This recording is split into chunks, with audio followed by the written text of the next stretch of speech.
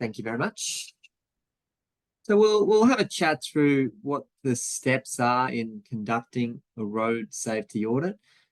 As I mentioned on Monday as well, it's really critical as part of this course completion that we've got all participants with a very thorough understanding of these steps. We're not expecting you to understand all aspects of the detail of traffic engineering and things like that, but the process, very, very important that that part is clear. So we'll spend a bit of time going through this today. And there's actually 10 steps, which is nice and neat. So we'll go through what those 10 steps are and point you in the direction of resources in case you need any clarification on what those steps are or a reminder in the future. Just make sure you've got that resource handy. So we'll go through that kind of information.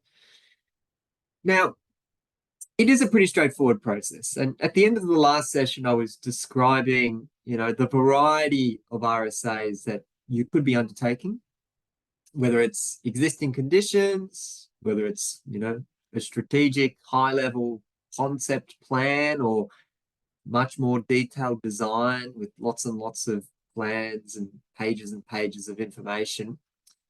All of those things can be audited. Obviously, the outcome or the findings and recommendations would look a little bit different, but the process that you follow is consistent with all of them. It does take time.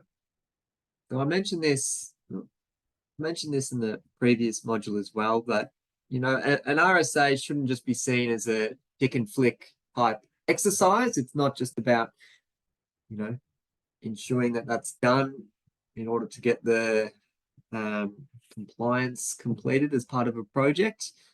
It needs to be, a valid and valued part of the process. So you need to allocate adequate time to conduct the audit and then to review the audit as well.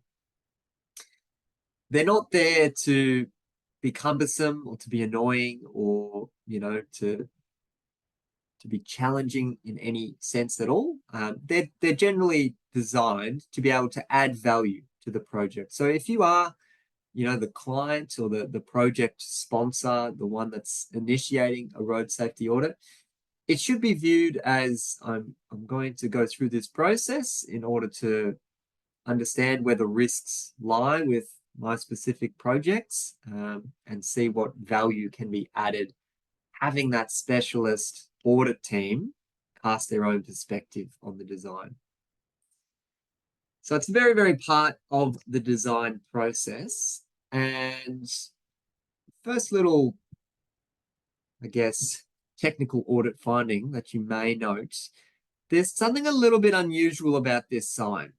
I'm going to come back to this sign in a few slides' time, but if there's anything that you can see that looks a little bit odd, I'd like you to share that in the chat. It's not the most easiest to spot thing, but there is something that's a little bit unusual with that sign.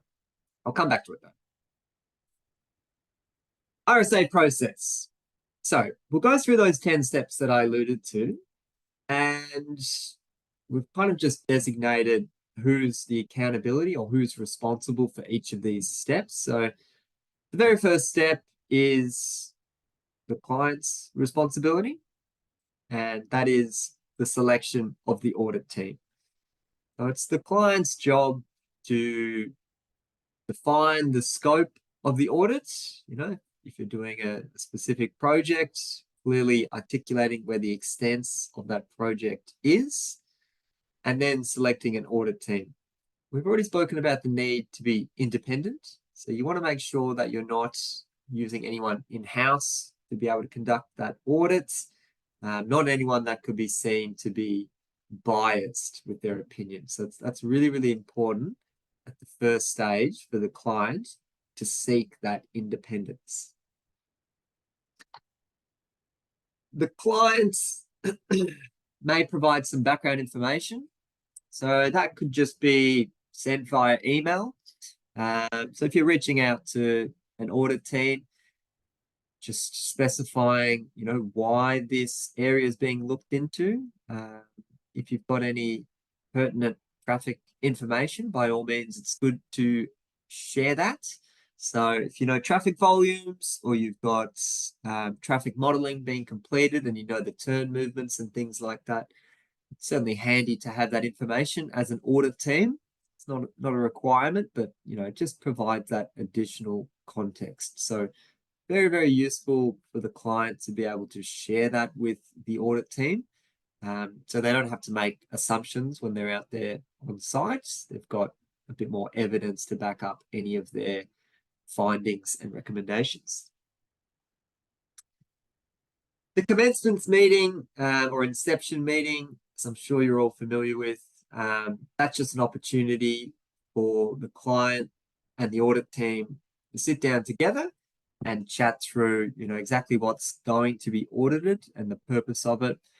It's also an opportunity for the audit team to demonstrate the audit process, just in case the client isn't overly familiar with what a road safety audit is and what the output will look like. This is a very, very good time for the audit team just to clarify, this is what we'll be delivering. This is the kind of output that you can expect. This is the report structure and things like that.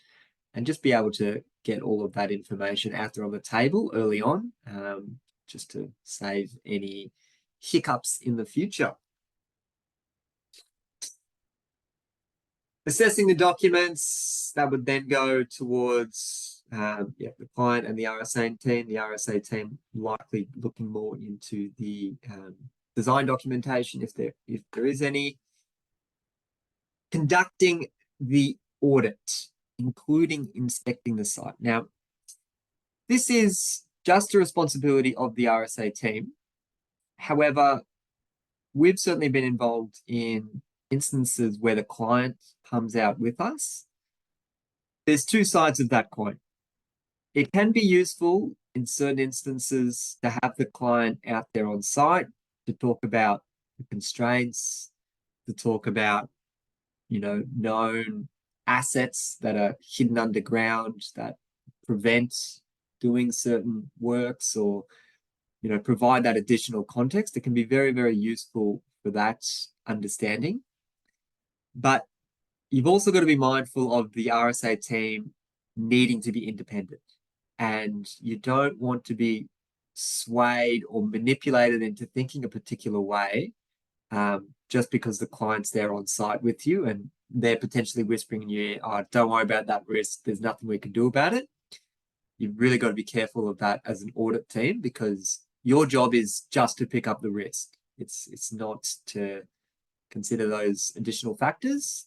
The project team can acknowledge that as part of the handover, but you do need to, have that separation. So generally, it's just the auditors that go out by themselves, but every now and then the client may request to attend as well, just to provide that context. Writing the audit report. So it's really important that we've got a formal mechanism to actually record our risks and recommendations. This is not something that we can just do on the back of an envelope and then just hand over to the clients. This needs to be a formal document. I think it's really, really important, I guess, to consider this structure as something that could potentially see the public eyes or end up in a law court. So speaking from my own experience, I have had my road safety audit reports FOI'd, or Freedom of Information Act. Members of the public or legal teams, they can say to a council or to a state government, give me all of the design information relating to this project because I'm concerned about X, Y, and Z. Or, if it is a legal case, it could be my client has succumbed to an injury because of this project. I want to know all the design information. A road safety audit report could actually form part of that information. Really, really important then that your audit reports are following this process and they are a formal report. It would be look very poorly upon yourself as an audit team if you are not delivering things in accordance with the Austroads Guide to Road Safety, um, and not following this kind of process. So be very, very mindful that these types of reports are potentially open to public and anyone that requests it. The audit team would then issue the audit reports. Generally, the way that you'd do this is you'd send a draft copy to the clients, give them a chance to review things. You can also, at the same time, like hold a handover meeting or something like that, just to talk through all of the audit findings and risks and things like that. Once the client have had a chance to actually review that, they may request specific, changes. It could do with like typo errors or, just not quite the correct number of volumes on that number of road that you've said on that in that um, part of the report or things like that. Those kind of minor tweaks could then be fixed up and you'd issue a final report. So generally it's a draft report, client reviews, any comments, that gets tidied up, and then it gets issued as a final. The clients may comment on some of the risks in particular and say, I don't believe this is a risk. Can you get rid of that? Very important as auditors that you just draw the line and say, well, I have viewed this as a risk and I believe this should be kept within the report. If you disagree, that's okay. There is an opportunity for you to formally disagree as part of this road safety audit report. There's a space adjacent each finding that you can nominate any of that text to support that disagreement, but be very, very wary of just taking out things of your risks as part of an RSA just because the client has said, oh, it's not convenient for me, or this one is not an issue, or things like that. Much, much better to be transparent and just say, this is the way that I viewed it, and then this is how we'll issue it. So another pro tip there. Don't be afraid to push back if you are an audit team and just rely on your own assessment of the risk. And this is when the client has the actual opportunity to respond to your audit findings. So as an example, let's say you picked up sightline issues at an intersection and you're wary that, motorists on the minor leg may not be able to adequately sight vehicles on the thoroughfare or the major leg there, potentially increasing the risk of intersection type crashes. That could be a very valid audit finding, right? The client may see things differently. The client may say, well, that's actually not part of our scope. We didn't have any budget within our allowance to do any works on side roads. We've only got allowance to do works on the thoroughfare. So your recommendations to trim vegetation or install additional signage or splitter islands on the minor leg, that might not be valid. Very, very important that the client has that opportunity to be able to contextualize those issues, because at the end of the day, the clients or the project team, they are the ones accountable for the delivery of this project. You as an auditor are there for, that specific purpose and that specific point in time to provide your safety expertise, to comment on those safety risks. But the client, at the end of the day, they will be the ones who are tasked with delivering the projects and they're much more aware of any extenuating circumstances. Finally, as part of this process, we want to make sure that if the client has agreed to do any of those infrastructure changes that you've recommended, that they're implementing them. So it's not just a report that's going to sit there and just be there for the purpose of it. It's actually going to be implemented.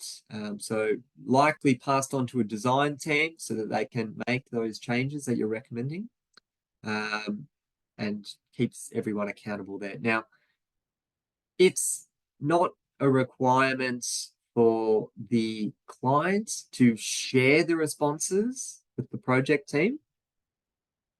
It's good practice. It's very handy for myself as an auditor to know exactly how the client has decided to proceed or not proceed with my recommendations. It's good, intel for me. It helps me grow as an auditor as well, because it helps me understand what is pragmatic, what are solutions that would likely work within that space or not, and all those types of things. But that's not a requirement. The client can very well write the responses to each of the findings and recommendations and keep that internal. That's completely fine. But it is good to share that if you've got the opportunity to. So that's the 10 steps. And as I mentioned, no matter what type of road safety audit you are undertaking, you'll follow that kind of process. And that's very much just the way that we like to see our RSAs documented and recorded. I'm going to go through and chat in a bit more detail about these steps, just to cover off any points that I may have missed. So that was like the high-level flowchart version. But just in a bit more detail now, selecting the audit team. So this was the first step. You generally have a senior road safety auditor, could be referred to as a team leader. Different jurisdictions have different wording for this, but you have someone that has much more experience, basically. So senior road safety audit generally have 5 years plus experience conducting these types of things. And they've got a history of actually working within this space. So that is a requirement, that your audit team has one person within that space. Another team member would just be a road safety auditor. So generally, the minimum requirement is 2 team members, just to make sure that you've got different perspectives involved. But you could also have other people involved in it as well. And they could be just referred to as road safety officers or observers, trainees, things like that. They're very much welcome to be part of the process and completing the report. You just wouldn't list them as a road safety auditor if they do not have this accreditation. So it's very, very important to keep them separate, just so it's clear where that demarcation is. The client is responsible for appointing the team, and as part of the contract, the client will likely ask the team leader to do this. So the team leader would then work out, who's the most appropriate team to complete this. Things to note, that if you are working, I suppose, in a specific transport mode, perhaps you are doing a thematic audit, and let's say you want to do a cycling road safety audit. Very, very valid for you, if you are the client, to actually request as part of your scope that the audit extents will be ridden on a bike and completed with someone, an accredited auditor that understands cycling infrastructure or has that experience. It's very, very valid to put that, because it's completely relevant to the delivery of the project. You don't want to be doing cycling RSAs from the perspective of a vehicle. It's not going to add much value. Another thing to be mindful of is the diversity of your audit team. So that can be, demographic as well as specialist skill set. So in this example here, we've got Ken there, and he's conducting a motorcycle road safety audit. And he's got some friends there with him. These were the original audit team members. Johan on the left, and I'm afraid I don't know the person in the middle there. All of them were working at DTP or Vic Roads at the time, roughly the same age, grew up in similar areas of Victoria and things like that. So they had a relatively similar experience and perspective. And they reflected on that and decided to engage Wendy here, who's a little bit older, and who's also, a motorcyclist by passion.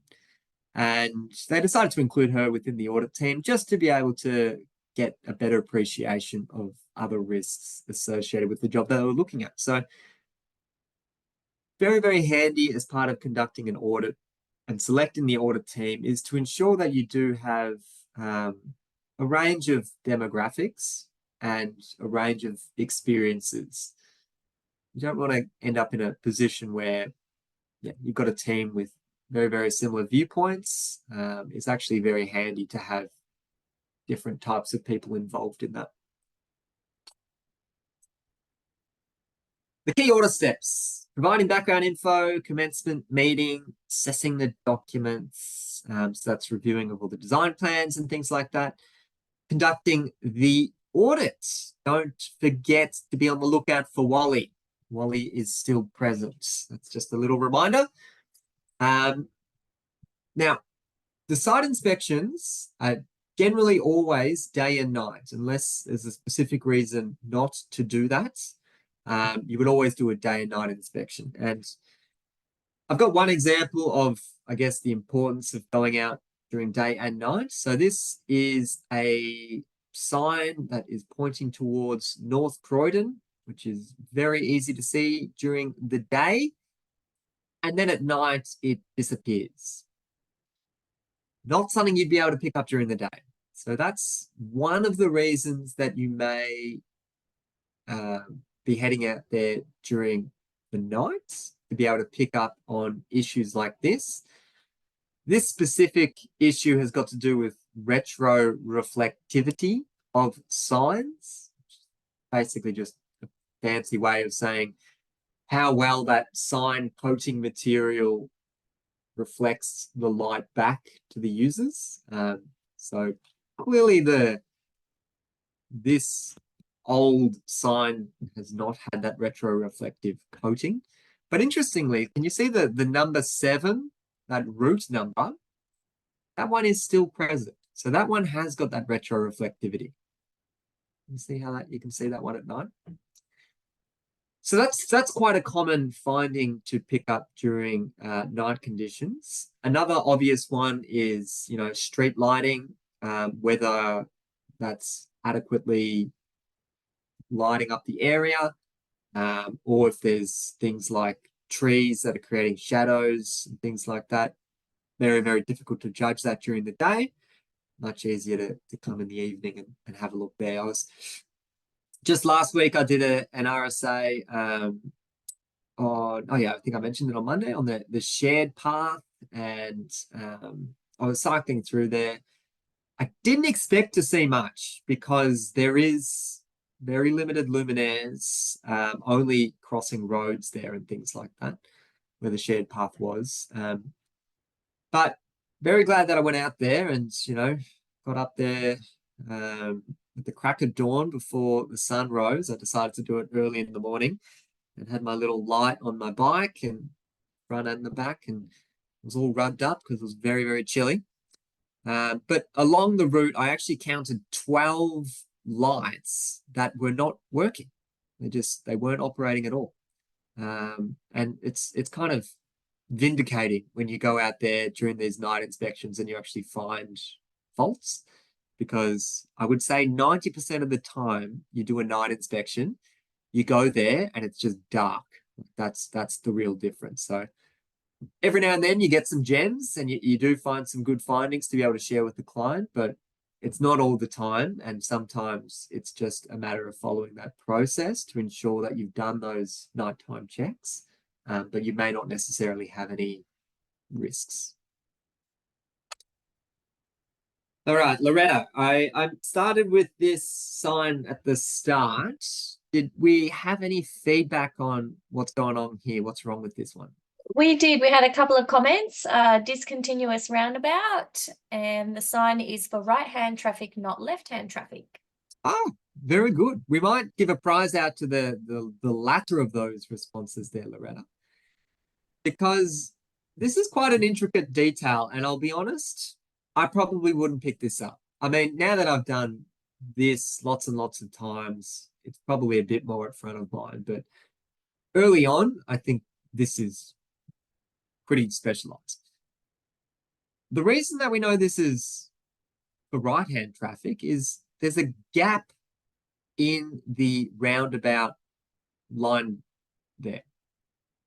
And the reason that's actually provided is so you can quickly identify which direction the roundabout is going. So this is actually saying that drivers go like this, which of course is not the way that we drive in Australia. So that gap should be on the other side of that entry leg. That gap should be there, and then that should be filled in so that motorists can quickly identify that is the direction they need to take. Now, bit of food for thought is how relevant really is that? Like how many people do you think would see that sign and make a judgment to be like, oh, well, that sign's telling me I need to go counterclockwise in this roundabout, so that's what I'll do. It's a pretty low proportion of people that would even be able to recognize that. And an even smaller of that proportion that would then act on that advice purely based on that sign. So this is an extremely low occurrence, I would suspect, of somebody, somebody actually driving the wrong way around this roundabout. But I'll throw it out to the chat. Can anyone think of any scenarios where perhaps this sign defect could have a higher risk level? So where if you had this incorrect diagram installed, where are certain areas of our road network where that risk could be elevated, could be a higher level risk? Have a think about that one. Oh yeah, that's just saying that shouldn't be there. Okay, yeah, getting some answers come in. Thank you very much. High tourist areas. Spot on. That's exactly right. Low speed environments, perhaps because they're more inclined to go the other way. That's understandable. But Andrew saying anywhere near airports. And I think that's very, very valid as well. So you want to make sure, that you're kind of contextualizing the issue. If this is in the middle of a rural area that's not highly touristed or anything like that, you'd probably rate this as something that's very, very, very low risk, if a risk at all. You could bring it up with the design team or the project, just being like, I noticed that this sign's the wrong way, but I didn't include it as a risk. Conversely, if this was installed at an airport where you've potentially just got international arrivals, they're not 100% sure if it's left or right, they see a sign like this, they misinterpret it, they go through the roundabout the wrong way. That is a valid opportunity to actually elevate that risk level. So very, very good point there. This is just a sign of what the roundabout diagram should look like. So you've got the gap on that side instead. So that one is the correct kind of configuration.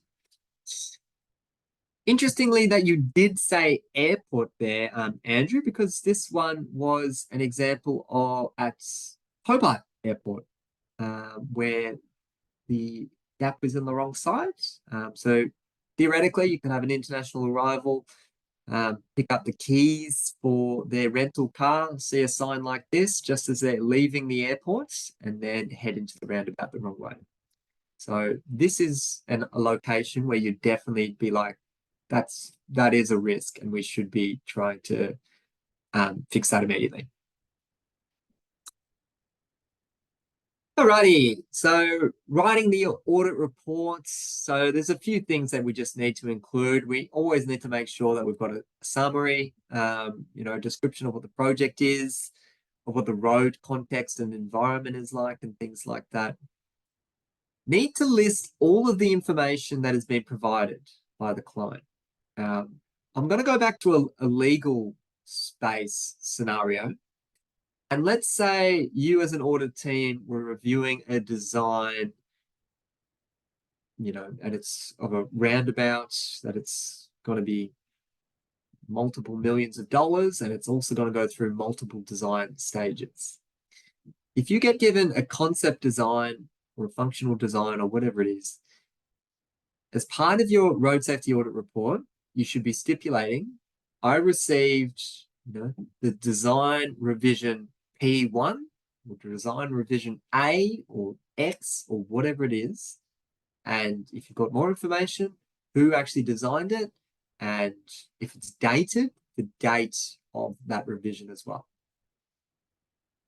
The reason I'm saying that is because invariably larger projects will go through multiple iterations, and you need to be clearly stipulating this is the revision that I reviewed. In case later on they change something within the roundabout that you haven't audited, that greatly increases the crash risk. Then you've got yourself, nice and covered because you said, well, I never reviewed that later revision. I only reviewed revision X, whatever I said before. So really, really important that you spell out exactly what you have reviewed. Need to list who was actually involved in the audit team. Write down the times and dates that you went out to sites. Some people like to include the weather, whether it was, rainy or sunshine or whatever like that. Not a requirement, but by all means. Generally, you go out and take photos or you record dash cam and things like that. So that's probably going to clarify the weather. And then arranging your risks in a kind of logical way. So logical depends on this type of project.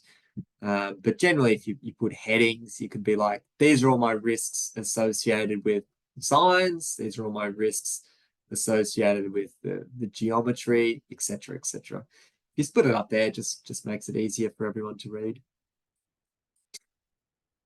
We've given you a table of contents that we have on our LMS or that we will share. You'll also get access to this as part of the audit report you'll be completing as part of the assignment. We have no hesitations with you changing the font, changing the color of the text, creating your own little template of this and just use our information. So things like the road safety audit procedure, the safe system, this kind of structure, by all means, just copy it. We're not precious about that. In fact, we would like to see industry, going through this process to ensure that we're getting all of our auditors following the correct documentation. So keep that in mind. Feel free to, not only reference it, but use it going forward.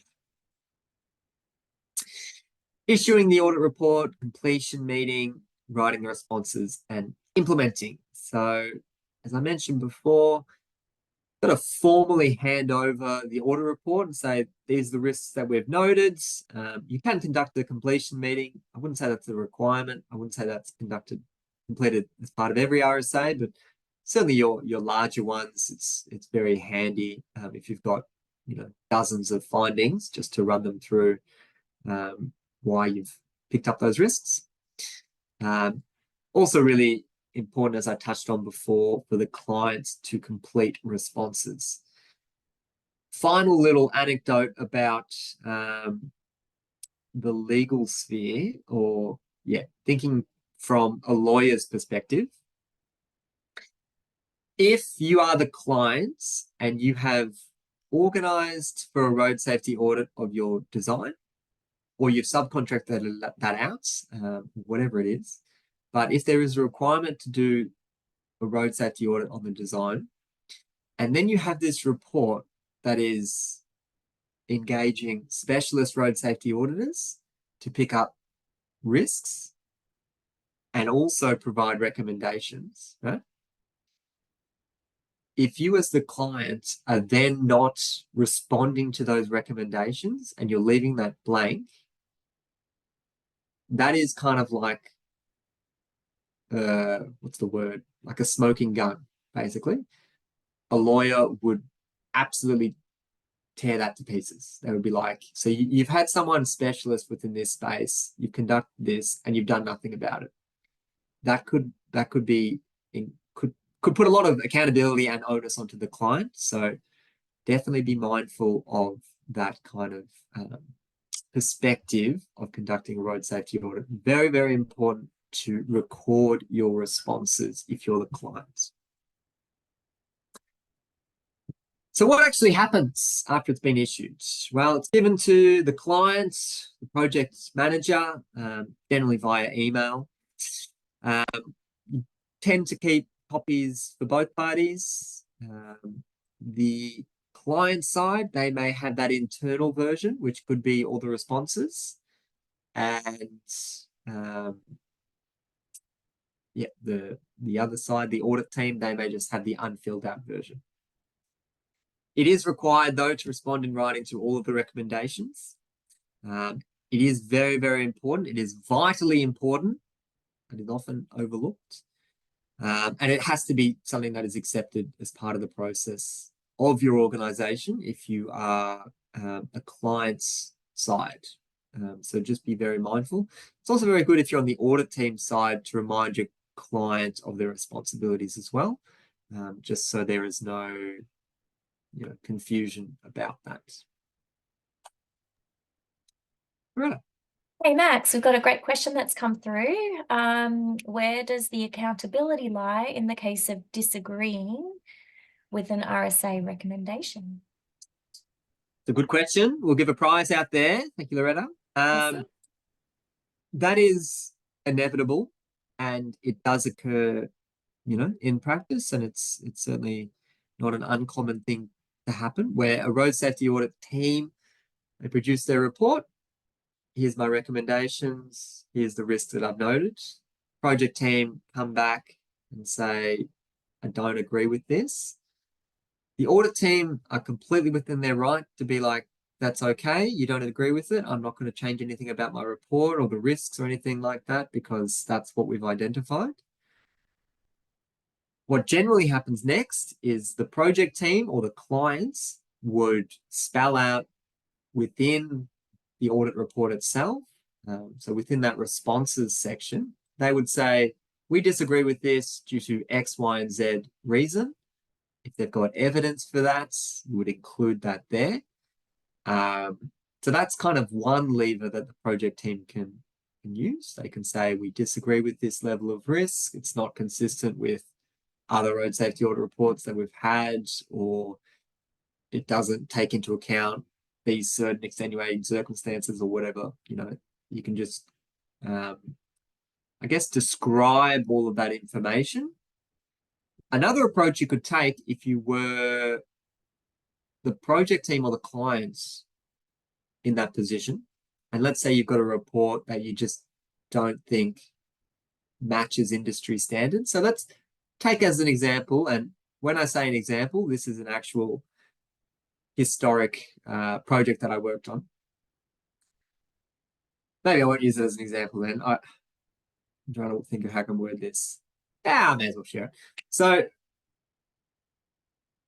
few years ago, the client approached us and said, we had a road safety audit done, but I'm really not confident in the road safety audit report. Would you mind peer reviewing this? And we said, well, we could conduct a peer review, but why don't we just conduct a road safety audit on the exact same project, and then you can do a comparison of it. So this project team decided, all right, They didn't give us the original road safety audit report. We didn't ask for it. We didn't want to see it. We didn't want to be biased by what had previously occurred. We just went in, conducted an RSA exactly following the process that we always do, gave them that report, and that was much more aligned with what they were expecting to see. So that's another avenue that you could go down if you're the project team. If you've got this audit report and it's not quite there in terms of the quality, or a big one is the risks, the way that the risk levels have been rated. So if you've got an audit report and it's saying this sign that is, the roundabout sign that's the wrong way around, that's an extreme risk. People are going to die there, 4 times a year, every year because of that sign. That's extreme. That can genuinely ring alarm bells that, okay, that's probably not consistent with how other auditors would rate that. That's not industry standard. So we'll get another opinion on this. That's another way you can manage that situation. But very, very good question. Loretta! Max, just on that, is it actually common to receive multiple audits on a project from independent audit teams? No, Not I wouldn't say that's common at all. You really want to make sure that auditors have this kind of confidence in their own abilities. Going through this training course and I guess the experience that you all will have within the field, that should give any client that is seeking a road safety audit to be completed, if you've got that accreditation, if someone has said, yep, you've done the course, you've got this experience, that in itself should be enough that the quality of your reports should be up to that standard. Therefore, it's not common to have, that disagreement, but it does occur. I don't think it's a common thing to happen. All right. So if you are the PM, as I mentioned before, remember that your document could become public. And if you can, keep the audit team up to date with how you've responded to those recommendations. Just a common misconception about the RSA that I think is really, really worth clarifying. For all the clients, anyone on that side of the fence, not to get too nervous about receiving the RSA. You do not have to accept all the recommendations. So if you are the project manager or the clients, thus the recipients, the audit has been done to help reduce the risk in your project. It is still your project, and you are responsible for what will and will not happen. So you are not obliged just to accept all of the recommendations. You can accept a few of them. You can accept none of them. That's okay. As long as there is a documented process and there's reasons behind that, that is what needs to be remembered. So hopefully I haven't made this too doom and gloom and you're scared to go out and get RSAs undertaken, because if you are the clients, you still have that ownership and that accountability that you, at the end of the day, need to make a decision. Is this a viable recommendation? Is this something that could be implemented? And if it is a solution that would work, then by all means, pass that on to the design team so they can implement that. But if it's not, that's okay. You can just say, no, this is not going to work because of whatever reason it is, and just spell that out. Any other questions that I may have missed there, Loretta? Because I've just finished off the content for the steps. No, nothing else has come through at the moment. All Okay. good. Excellent. Well, actually, I might break a little earlier today then, because we might also finish a bit earlier for today's session, purely because, we've still got a few assignments to come through. Thanks for those that have completed those assignments from our first module. But we'll try and finish up today's session early, just so you've got some time to complete our module 1 assignment. But For the moment, I'm going to give everyone a 4-minute break. So go out and stretch the legs and make a cup of coffee if you've got time. And we'll come back and talk about pedestrians and pedestrian risks. So back in 4 minutes. All right, welcome back, everyone. Hopefully you managed to get a stretch in or get a cup of coffee. Just need to set up my screen again. Is that sharing there, Loretta? Yes, all good. Fabulous. All right, let's get stuck into part 2 of today's agenda, which is specifically just to focus on the safety of pedestrians. So we're just going to go through some common pedestrian risks and also treatments that we should be aware of in order to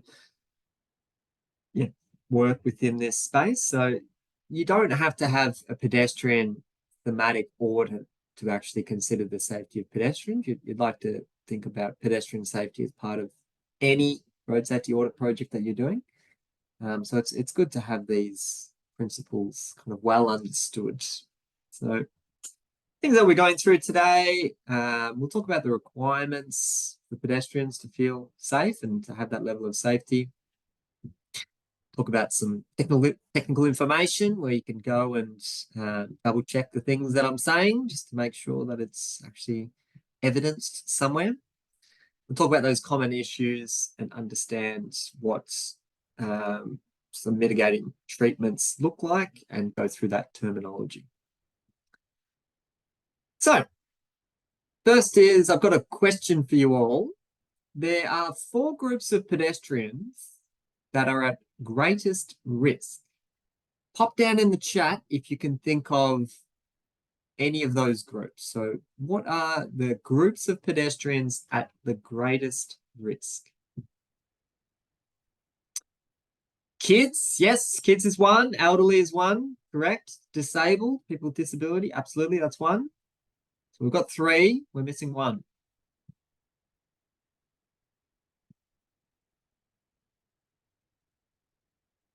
Parents with school children?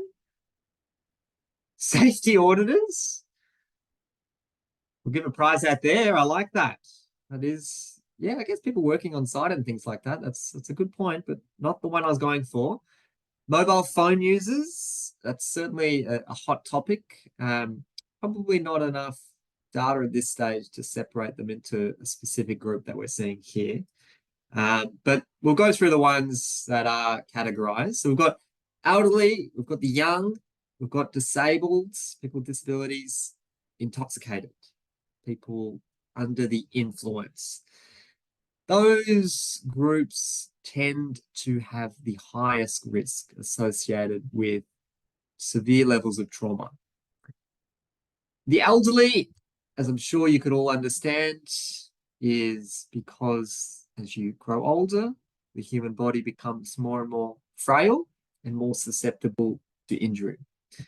So when we looked at that probability of fatality graph on Monday, and we saw that, that 30 kilometer per hour speed, impact speed for a collision with a pedestrian, that is very much the average person. If we were to, translate that graph and only look at elderly, those impact speeds would be much, much lower. In fact, we know that fatal and serious injuries can occur at 10 kilometers per hour. So just be mindful of that. If you are auditing areas where there is a concentration of elderly people, could be near an aged care facility or something like that, that could then go on to influence how you risk rate things. Young people. The reason that they're included, well, there's a couple of reasons. One is they're a bit smaller to the ground, so a little bit harder to see. They can be quickly blocked by vegetation or, the post box thing, whatever that thing's called. Roadside furniture, they can easily be hidden by all those types of things. The other thing with young people is the cognitive ability to be able to pick a gap in traffic, or to even recognize the difference between the footpath and the road, and not to just treat them as one big play area. That's the reason that they're particularly vulnerable. Also, as their bodies are still developing. People with disabilities, similarly, they may have issues with the cognitive ability to be able to cross safely, or avoid certain areas of the road network. And intoxicated people. I think that's pretty self-explanatory there, but intoxicated people generally are not making the best decisions, and could be putting themselves in situations where perhaps they should be not. So we've got these three basic pedestrian strategies, you could call them, or mitigation measures, like categories is another word for it, which is, I'll just get them all up here. We can segregate our pedestrians. So an example of segregation is, freeways. So we don't have any pedestrian access onto freeways, unless it's grade separated. We can separate our vehicle and pedestrian movements. So you can either separate in time, and that is through the use of signals, or you can separate in space using grade separation and things like that. You can also integrate. And where we integrate, this is where we actually have vehicles and pedestrians sharing the space. So it's no longer just a carriageway meant for general vehicles. It is one area where all modes of transport have access to. I've got some examples of this. So segregation via freeway. This is not areas for our pedestrians. This is areas for traffic. Any guesses where this terrifying looking highway or freeway is in the chat? We'll do a geography little trivia.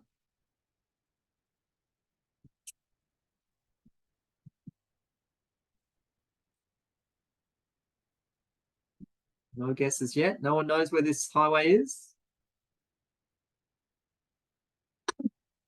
It is the USA. It's not LA. Arizona. Not Arizona. Not New York. There's a lot of places we could pick in the US.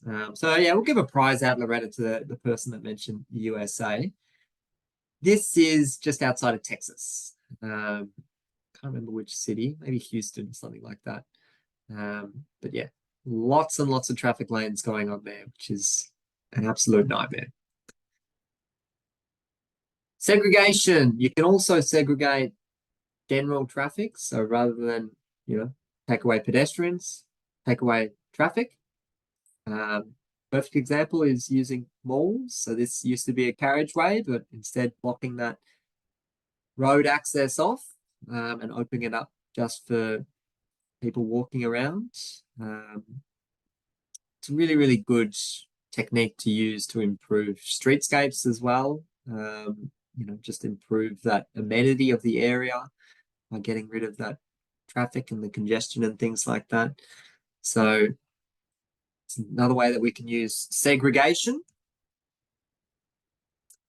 Separation in time. So as I mentioned, this is using traffic signals.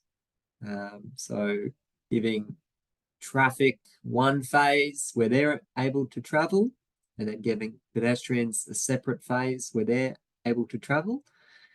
We've certainly got lots of examples, though, where multiple modes can travel.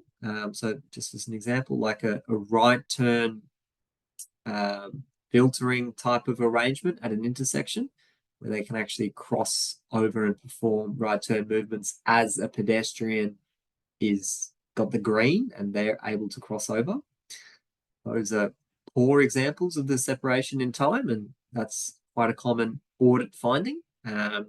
We strongly recommend doing fully controlled right turns so that those conflicting movements can't actually, be promoted during the same time. we've got a school crossing here. I'm not sure why this one is included. Oh, okay. So we're talking about separation in time. So this is actually not using signals. This is using good old-fashioned human labor. Someone comes out with a nice big stop sign, stops all traffic to then permit pedestrian or children crossing over the street. So this is another example of separation in time. That slide got me by surprise. Give a prize out if anyone in today's session knows the technical name for this type of crossing, where you can actually cross diagonally as a pedestrian. So this is a key intersection, and you're able to cross in all directions as you like. Oh, the Barnes crossing. Barnes is correct. Scramble crossing is also correct. We'll give a prize out to both of them. I have never heard of the all points crossing. Maybe that's a niche term that I'm not familiar with, but certainly scramble crossing or Barnes dance crossing. No idea why it's called Barnes dance. Presumably someone called Barnes invented this. Really common in the UK, the Barnes dance. It's kind of the standard. They just always allow diagonal crossing, but less common in our jurisdictions. Yeah, it's generally only used at really heavily pedestrianized areas. Separation in space. So creating a separate area for pedestrians within kind of the road reserve. Things like footpaths, things like pedestrian refuges in the middle there. So the central median island, whatever you like to call it. Something that I guess we regularly find within these elements. This is just, I guess, the note from, the technical note of how to design these types of things, these median pedestrian islands. The 2 meter minimum there, that is actually quite narrow. And if you're thinking about, well, what are the type of people that are actually accessing this space? If you've got parents with prams, for instance, that 2 meter minimum is not going to be wide enough to be able to house both the pram and the parent. So they basically have to make the decision whether it's the parent that has to stand in the light carriageway or they push the pram out. It's not a good scenario. But also people with bikes that might be walking in that area, they may not have sufficient clearance there to be able to house their bicycle as well. Another important thing to think of there is queuing. If there is lots of pedestrian demand for that crossing, and whether they're going to just bulk group at that median point there, and then once again spill out onto the carriageway. So there's often audit findings around the suitability of the proposed median refuge. This is just an example of a mobility scooter using this kind of median refuge, but not quite wide enough to be able to fully, safely separate that user from the carriageway. I'll have a bit of a chat now about grade separation. So on the face of it, grade separation is a wonderful thing because instead of pedestrians having to cross at grade and deal with all these traffic lanes, you've put them on a separate plane and they don't have to interact with any of that traffic. So you've completely eliminated those conflict points, which is a big tick. However, if you're part of the audit team, you do need to think pragmatically and you need to be realistic and you need to think, well, how often will people actually use this facility? Because they kind of have to walk up a ramp, then go back on themselves. up another ramp, cross over, down a ramp, turn around, down another ramp, down another ramp. I'm even tired talking about it. Like, pedestrians will generally take the path that's easiest for them. That's their desire path. Just draw A to B. It's the quickest route there. That's what they want to take.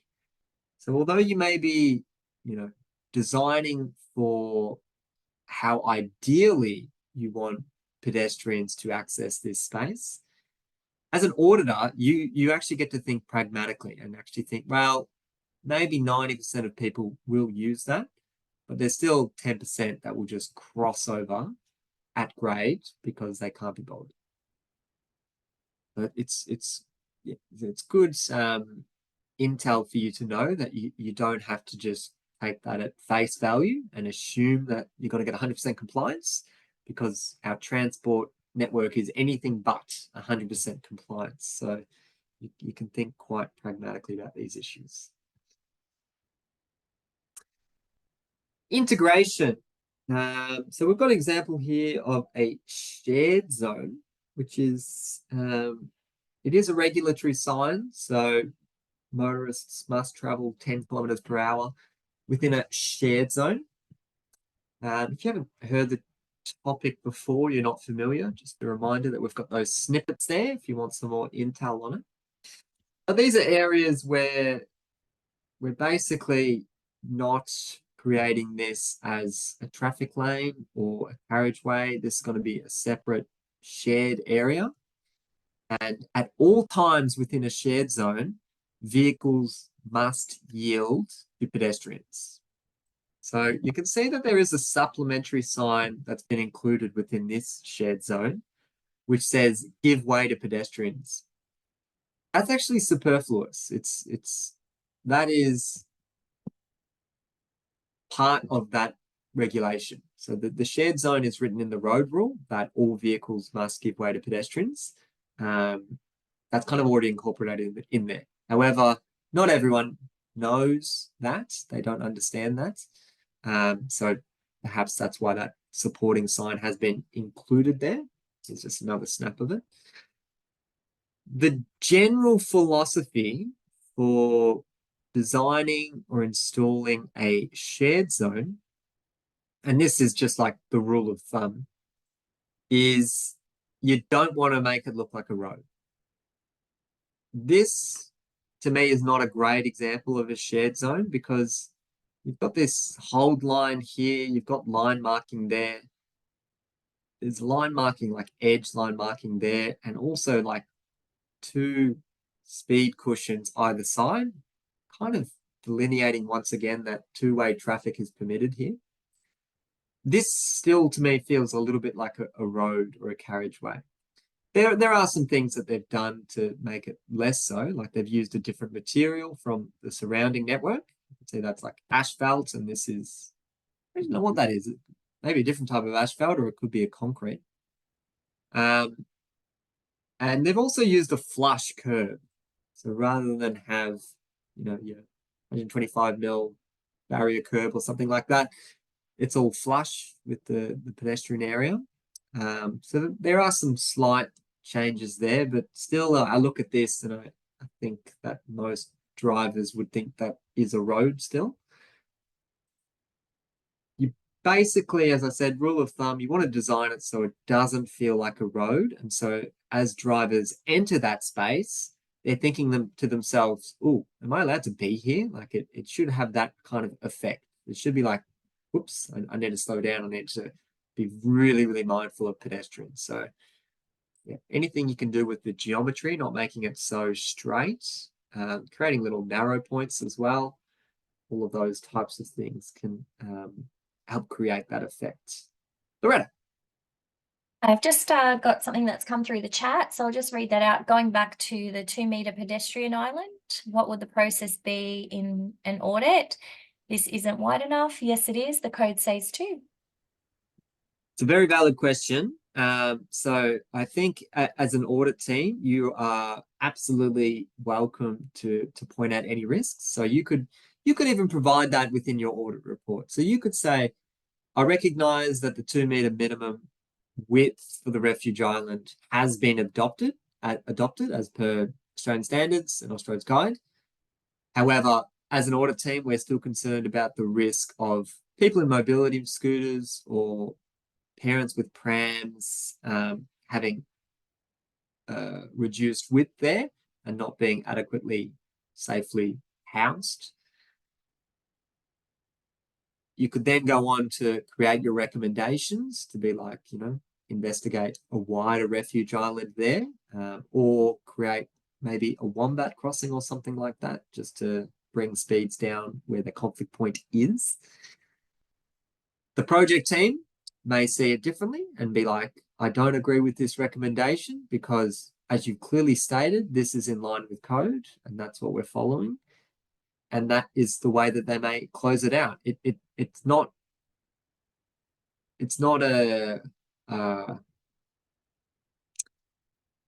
it's nothing against the audit team for suggesting something that's already into code, because we as auditors are absolutely entitled to, reflect on the code or the guidelines or whatever it is and say, this is still a safety risk. And that's basically your job as an auditor. You can be like, yep, it meets the standards, but I'm still concerned about it. And that's okay. So still strongly encourage you as an audit team to be putting in those findings. And it's up to the project team to determine whether or not, that's valid in that instance. Good question. What to look out for when road safety auditing for pedestrians? So we've got some examples of some common findings. Vegetation and sightlines is a big one, actually. So you can see here at a slip lane, this person here is fairly well obscured by the vegetation that's growing out there. If that was someone lower to the ground, perhaps a child or someone in a wheelchair, that would be even more difficult to be able to spot that person. The other thing to note with slip lanes, and this is consistent with all slip lanes, is as a motorist is coming up to this conflict point, their focus is the other direction. They're basically looking for the gap in traffic. So already this person that may be crossing on the left side, it's not where the driver is really focusing their attention. So very, very important to have good sight lines at this location because they're already not the focus for motorists. There's some good discussion around exactly how beneficial slip lanes are for pedestrian safety and, how well understood putting the zebra crossing is there, because some motorists don't know they're meant to yield there. They just want to go and enter the intersecting carriageway, and they don't even think that they need to give way. All right. Thanks, Max. Just something that's come through the chat. So can we also say that it doesn't meet the standard, but I'm happy with it? Especially in the rural context, the utilization is really, really low. So the likelihood of risk is quite low. So resultant risk may be low, even if it may not fully meet the standard. I'm curious on this. Okay. I might need to clarify whether that's from the perspective of the client or the audit team. So if the audit team have said, here's what the standard says, we acknowledge that your design is consistent with the standard. However, I am still concerned with the risk, then that's okay. As I said before, that was the previous example that I gave. You wouldn't, in an audit report, say, I recognize that the design has met the standard. There still is this risk, but I think you've done a good job, applying the standard. You wouldn't mention that at all because that's not your job as the auditor. You don't have to give any credence to the design team or give them any, support in their decisions. You're there just for the risks. So I would say if the audit team agree that, that's low utilization and it's an incredibly low risk, that this is a 2-meter wide refuge and it's not 2.5 or 3 meters, rather than saying, I support the designer's decision for that, you would actually just not list it as a finding. You would just be like, we understand that. You just wouldn't mention it, basically. That's how it would go. Not sure I've convinced that person there. Okay. I'm happy to talk about this one in more detail if you want to give me an example of this, or we can chat offline as well. But yeah, as an auditor, you shouldn't be saying the designer has done a reasonable thing or anything like that, because that's not your job as an auditor. You're just there to pick up on the risks. Another thing that captures my eye about this example, that's also really, really common at signalized intersections and slip lanes, is sign clutter. And if we have a look at this sign, you can see it's blocking sight lines of the sign behind. Now, of course, this is a moment in time and it's probably not exactly where the motorist's vision would be, but sign clutter is definitely something that comes up time and time again at intersections. Something else for pedestrians that we should be mindful of is any of those swept paths that may actually encroach into the pedestrian area. Unfortunately, we have seen multiple fatalities occurring where people are just standing there, potentially on their phone, not paying attention, waiting for the green to go, and a heavy vehicle or a bus or a truck swings around like this and just makes contact with them. Very, very unfortunate. The way that this may, I guess, occur within a road safety audit is it's quite common if you were doing a functional design type RSA or a detailed design RSA to actually be provided the swept paths. You may have never seen swept paths before as an auditor, so make sure that you've got someone in your team that understands what they're looking at. Actually, I think Jamie in this session, in this course, will go through the swept paths, so you will have a bit of insight as to what they look like. Anywho, if you're given the swept path diagrams, just making that, check whether or not there is the possibility for heavy vehicles to encroach into pedestrian areas, whether or not the correct test vehicle or design vehicle has been used. So if you know that they've done the design vehicle for maybe a much smaller minibus type of vehicle, and that can do the turn movements okay, but if you've got a much larger bus like this that also needs to perform those turn movements, you as an auditor could be asking the design team to please review how that vehicle would undertake those movements. So something just to be mindful of. Common pedestrian issues is the lack of connectivity, and just because there isn't a footpath or a designated walking area doesn't mean that people don't actually walk there. Rural areas are actually quite notable as well for this type of behavior. Something to be mindful of is when the weather is nice and you've got lovely green grass to walk on, people may be using that verge to complete their journeys on foot. However, if it's a wet, rainy day and it's no longer green grass but full of mud, that same person might be walking on the road.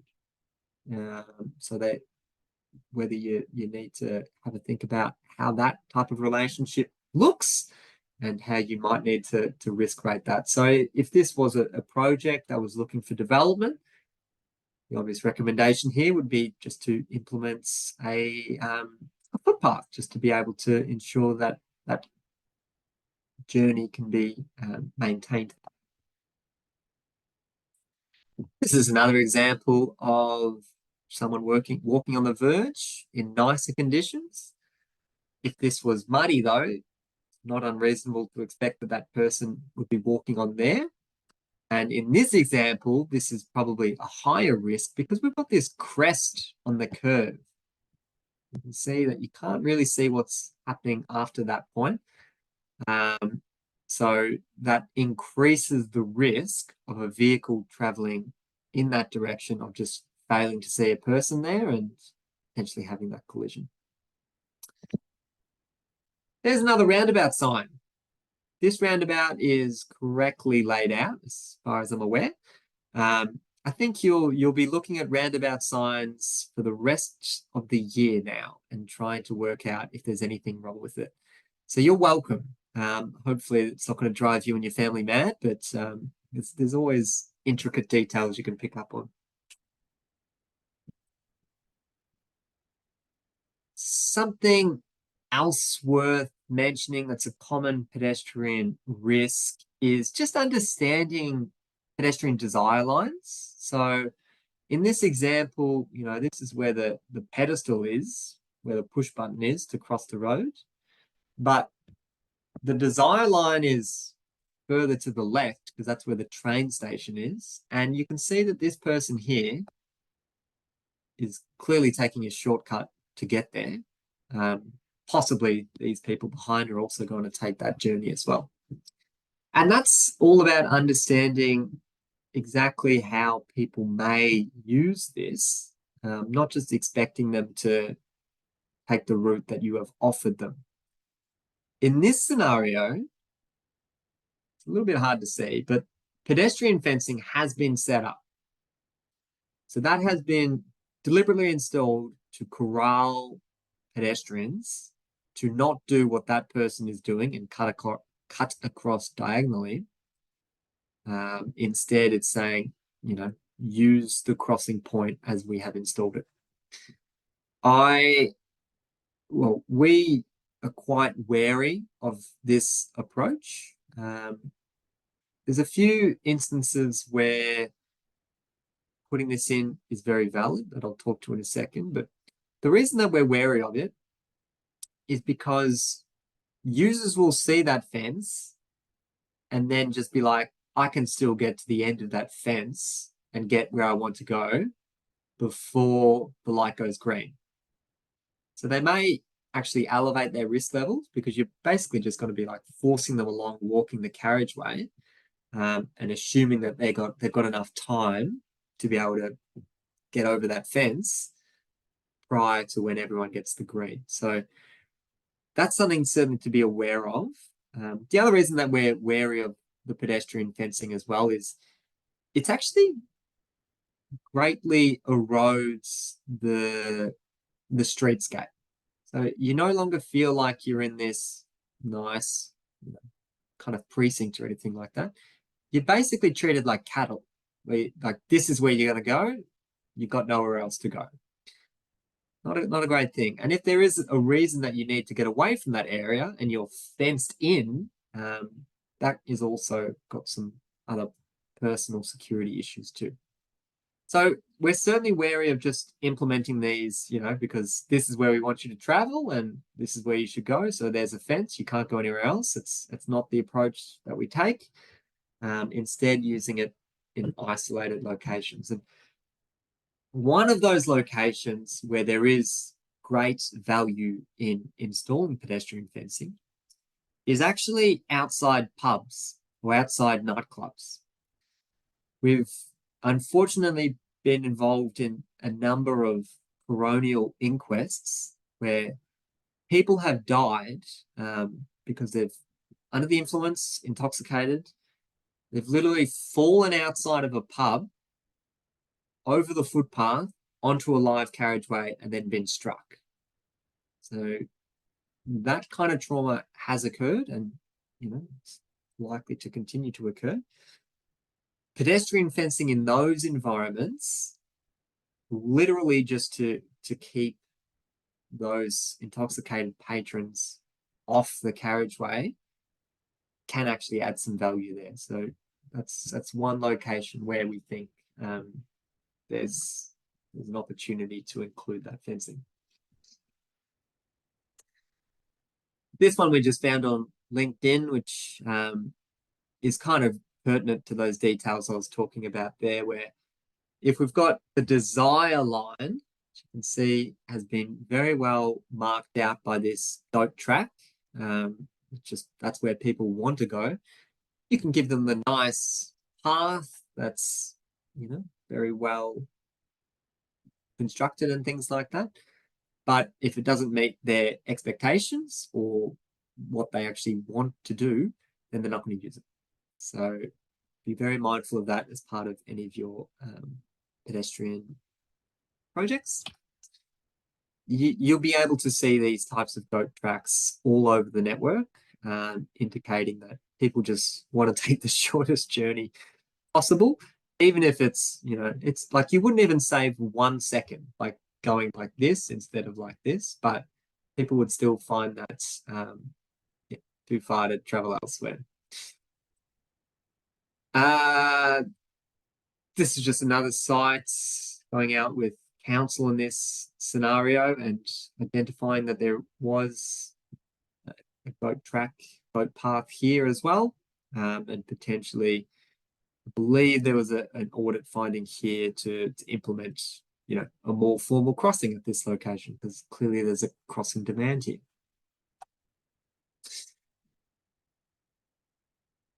Other thing to be mindful of, we're pretty unlikely to see this within our jurisdictions. We do have someone from Nepal, though, actually, I should clarify. But if you are doing international road safety audits, then it's not uncommon to see kind of communities that are either side of these freeways. And you've just basically got this massive traffic corridor in the middle. There still is that pedestrian desire to cross over that motorway.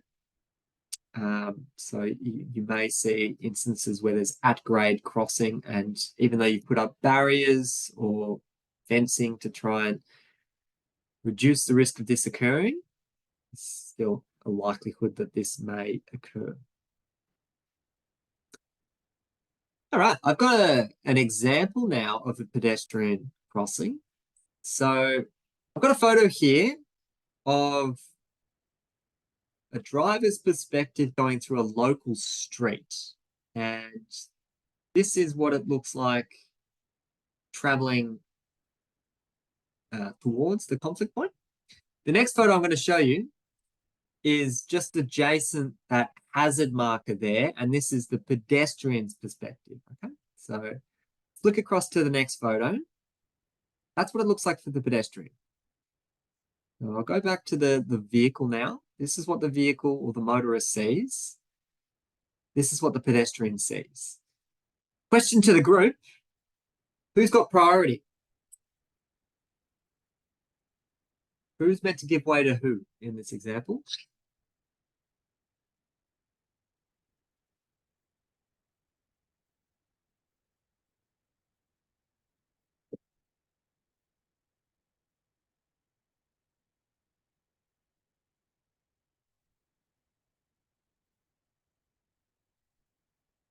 All right.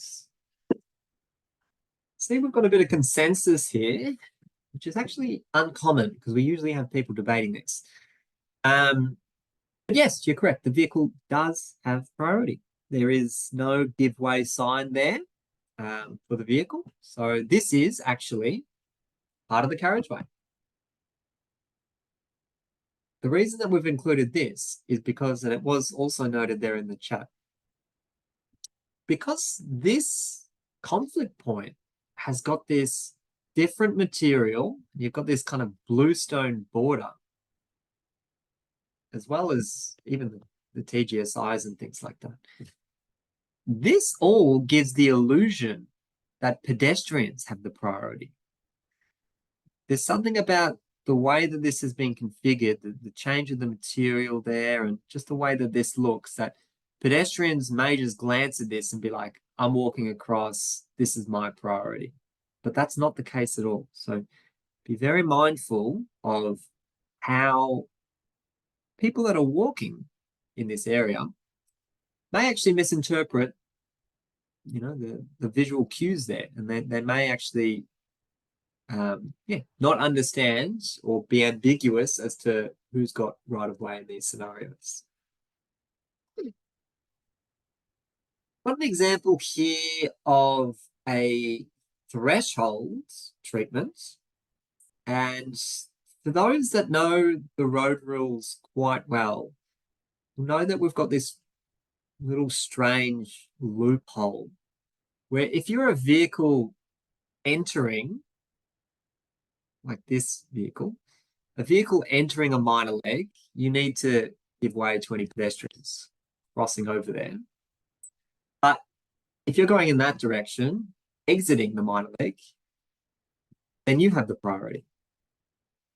So what this kind of means is from here to here, pedestrians have priority, and from there to there, vehicles have the priorities. It's very, very strange. Unless it's been signed that motorists need to give way, across the whole length. Very, very strange. So what can we do to actually improve safety at these types of thresholds? Well, one option is to create a raised crossing.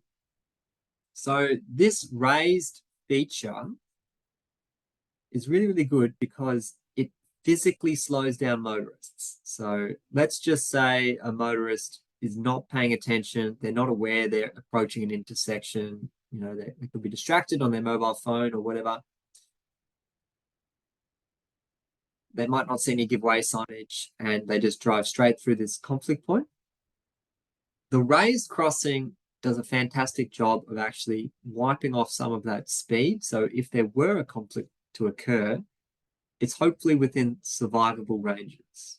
So we do like to see raised thresholds and raised crossing points, but what's not so good in this example is once again that ambiguity. Who actually has right of way here? Crossing over here. And the answer is the motorists still have right of way up until this give way point. You could see how confusing that would be for a pedestrian crossing there, that they actually need to stop at the center line and then give way to traffic before completing their journey. So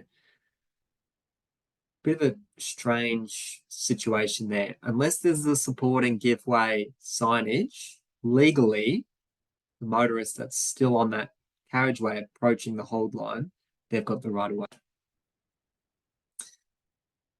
This is another example of a raised threshold. This one is much wider though. A little bit more clear that this kind of looks like all of our, local intersections interacting with the footpath. So this one is a little bit clearer that pedestrians wouldn't have the right of way and they need to look left and right and make sure they've got a gap in traffic. But it does combine it with the raised platform as well, so that, you're going to have lower vehicle speeds, hopefully reducing the risk of any potential collisions. Another one here. This crossing point is at Launceston Airport now. We're visiting all the Tasmanian airports today. And we've got a pedestrian crossing point over here, and then this is the carriageway. Now, the positive here is they've got a raised conflict point again, which we like to see. I spoke about that already. That's really positive. But who gives way to who is an absolute shambles. This is very confusing as to who is meant to yield to who.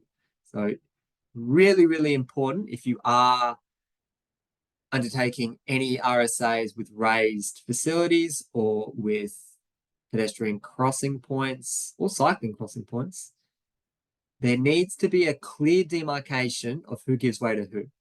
It needs to be very, very clear which road user has the priority. You want to limit the ambiguity.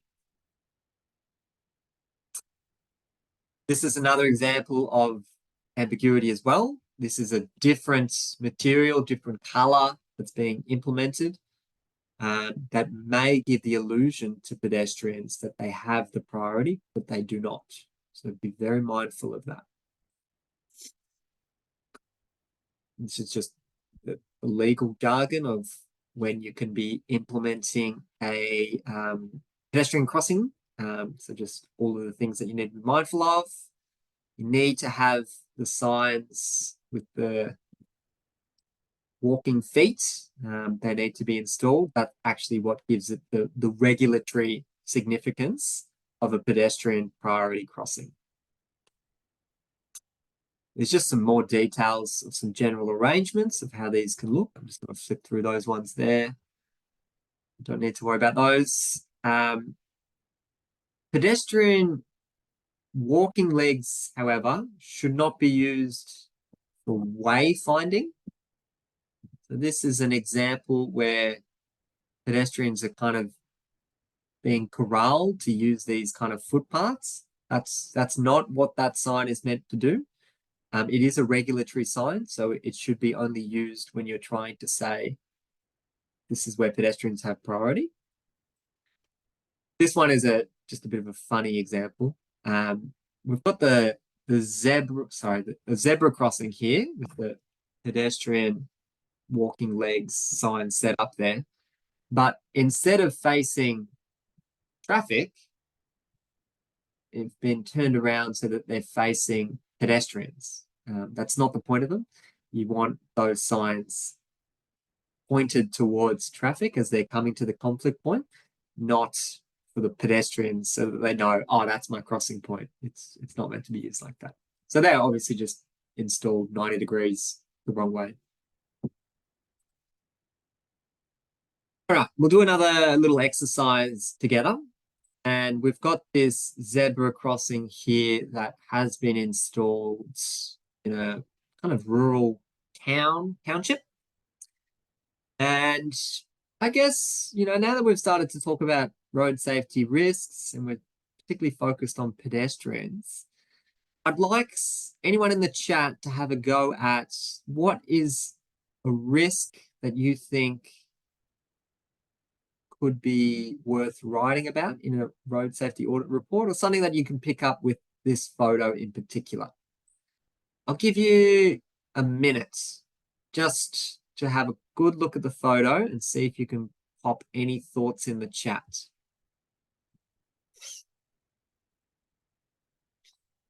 Oh, and I can see there was a little note in there by Nick. The raised platform potentially can increase the height of impact with a pedestrian, therefore a higher fatality percentage. It would, I'm not sure I would view it the same way as being this like an increased height, because the pedestrian is also on that same level. It's not like the vehicles that it's going up and the pedestrian's on a lower level. They're still on the same level. So it'd be the same kind of impact height as if both users were on carriageway level. The thing that the raised platform does, though, is it washes off the speed. So it's physically slowing down motorists as they get to that conflict point.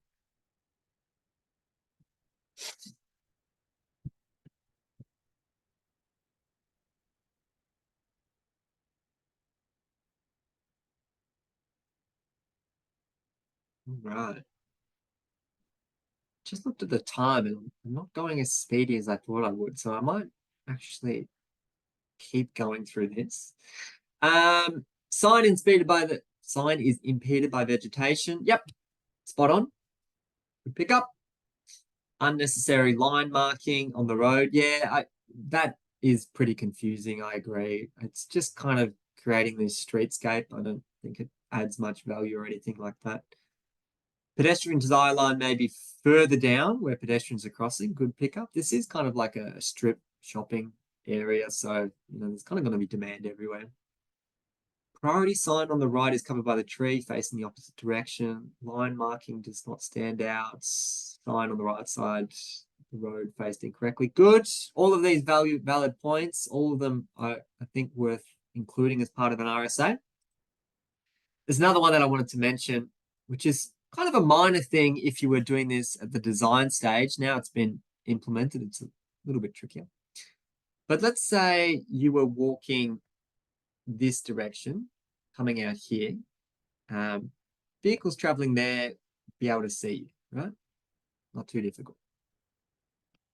Coming this way, a vehicle going that way, they've got the parked vehicle and they've also got the bin. It's actually going to impact on sight lines as well as the vegetation. So if it was, a young person in a wheelchair, that bin would actually impact on sight lines. So you get to the conflict point, and that's when you got to be slamming on the brakes. So just a simple thing of actually moving this furniture or this asset to the other side of that crossing point, just so you've opened up the sight lines there. Got another example here of, I suppose, those visual cues that can deceive pedestrians. This is a signalized crossing over quite a large arterial road, but this first section is actually a service road. I'll show you another photo. This is what the service road looks like. This is the crossing point that I'm talking about there. And I'll go a little bit further back as well. This is approach to the service road. So vehicles kind of zoom into this service road. They're traveling at speed before slowing down and getting to the shops. Anyway, we'll go back to what this one looks like. I'll go back to the pedestrian's perspective. And let's say you're looking at this and you're heading up to this and it's a red light for you, and then it's a green, and you see the green pedestrian signal in the background. Intuitively, you kind of got to assume that the green extends across the service road as well, but unfortunately it does not. So you would actually be required to give way to any drivers on the service road. You wouldn't actually have that green as well. This one actually came about because there was a fatality due to this exact reason. Someone walked out onto this service road, this carriageway, and was struck by a vehicle because in the distance they saw that green light and they thought they were good to go. So very, very mindful of how people within that area may misinterpret the cues that you've provided. This was what it looks like now. So there has been a wombat crossing installed slightly off the desire path, as you can see, but trying to raise awareness of where that conflict point is and give pedestrians an opportunity to cross there with priority. I already spoke about this one in module 1, that we need to be mindful that a road safety audit is not the same as a DDA audit, Disability Discrimination Act audit. And as I spoke to last time, you're much better off getting a specialist involved in a DDA audit as opposed to just trying to lump them together. They're very much two separate buckets. In saying that, if you do notice any DDA issues, you can certainly mention them within your road safety audit. So you might notice that there's issues with the level of the pavements, or the fact that this kind of colored surfacing is actually very slippery and could have issues for those who are using wheelchairs, as an example. You might also notice that there's curb ramps that are quite steep or the TGSIs are not, stuck down correctly or things like that, you can still definitely include that as part of your road safety audit, but it's not to be seen as a DDA. But one final activity, and then we'll wrap up for the day. And this is quite a busy intersection. And I'm going to launch a poll shortly. I'm just going straight across it. I've got these 5 different locations where we have seen, I'll go back. One of these 5 locations is where we have seen 4 serious injury pedestrian crashes occur and 2 other pedestrian crashes occur. So I'll just show you as an example. Number 1, the dotted line is the pedestrian movement. So going across that service road and a vehicle that's turning left into that service road. Your job right now, I'm going to launch a poll, and it's basically have a look at all of these different crash types that could be occurring, and which one of these 5 do you think this is where the trauma has occurred? So, Loretta, if you don't mind launching our poll for today.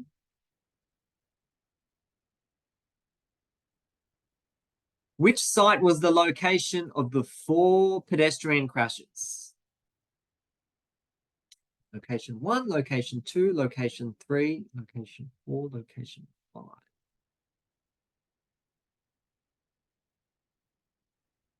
You're not actually marked on this, so don't get too stressed if you're not 100% sure or they all look pretty similar to you. That's okay. It's just to generate some of this discussion around applying our pedestrian safety risk knowledge. I might give you 30 more seconds to have a really good look.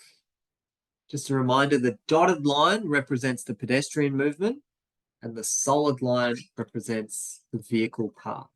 And one of those locations is where we've had 4 serious injury pedestrian crashes and 2 other pedestrian crashes.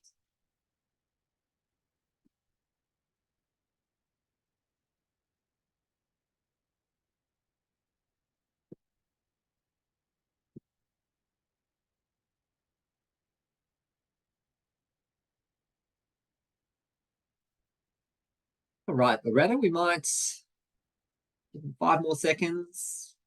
Oh, no, all done. That's all good. Do you want to, are we able to share the results of that one as well? Excellent. Thank you, Loretta. So location 2 is coming out as slightly the favorite, but we've got a bit of a mix around there. And I'm completely okay with seeing a bit of a mix because realistically, there are risks at all of those locations. If you're crossing over where the slip lane is, we already talked about that as an issue. So with 3 or number 4, drivers are looking the other way. So there is a risk there that pedestrians just aren't seen. That's not where we're seeing the trauma though. Number 1 is a valid answer as well because motorists are just expecting to enter the service road and it doesn't really look like that is a pedestrian crossing point. There's no zebra marking or anything like that. So I can understand why that one was registered. That's not the one we were looking for. Driveway accesses, absolutely, they're pretty common points for pedestrian trauma, but not in this instance. The one that we are looking at is number 2. And the reason that we are seeing this one as the, I suppose, most common area for this trauma to be occurring is because of the layout itself. The way that this intersection has been designed is atypical. This is not common. Generally, you would have a slip lane that comes behind where pedestrians are crossing over. The reason I say this is because what we're currently seeing here is if you were driving up and you've got the green, right? you'd just be like, all right, I know there's no traffic there. I've got the green. I know that this traffic can go straight. They can potentially go right. I'm just going to go and have no kind of cognizant understanding that you also need to turn left and give way to pedestrians crossing there. So it's just a very unusual way to set up an intersection. That has since been rectified into something that is more common, which is if you're a pedestrian, you cross over, you then enter there a little island on each quadrant, and then you cross over a slip lane. This is still not like a perfect outcome or anything like that, but the previous example was, yeah, I think where it could have been improved there. Alrighty. Spoke about this one before, about refuge islands and whether there is the capacity, anything that you need to be mindful of. Going to crossing points at peak periods is really, really, adds a lot of value. So if you are near a school zone, by all means, conduct your site inspection during those peak hours so you can get a real appreciation of the level of risk. Just wanted to chat through some crossing types. They're all bird themed, which is fun. The first one is called a puffin crossing. So this is, you push the button and then as you're going across, if you're taking a while to head across, there's actually a little radar that kind of detects you and it extends your green time. So you've probably seen these things, or you might not have noticed them. Just a little radar that sits at the top there, and just make sure that everyone crosses there before general traffic are given the green. That's a puffin crossing. Toucan crossings, another bird. This is just so that two can cross, bicycles and pedestrians. It's just a legal requirement. It's really silly. If you don't have that bicycle symbol, then cyclists are meant to disembark, but it never happens. So I don't really understand the point of it. Pelican crossing. It's already up to our third bird now. This is just when you get the red phase for vehicles and then it flashes amber. And the flashing amber has just been like, there could still be pedestrians crossing. Don't start. Make sure you're checking, and then you get your green and you're good to go. You can go during the flashing amber if there's no one there, but it's just like a reminder. That's also really common in the UK. A humped pelican crossing, that's just a funny gag. If it makes sense, then you're probably understanding what's going on. It's just a traffic engineering kind of gag, but I don't need to worry about it too much. Pegasus crossings, this is if you're on a horse. It's just a little bit higher up, that push button, and it's obviously got the symbol of a, equestrian person crossing over instead. A horse is considered a vehicle, which is why you might need that specific lantern there. Please explain the pun. The previous one with the sign, yeah. So the pelican crossing, we just went through that, and we would use the term raised. We would say raised pelican crossing. But in the UK, for whatever reason, they use humped, and it just sounds very strange. This got like an award for the funniest traffic sign in the world. It's like that. So anyway, we probably wouldn't even sign that because we know that sign would get stolen.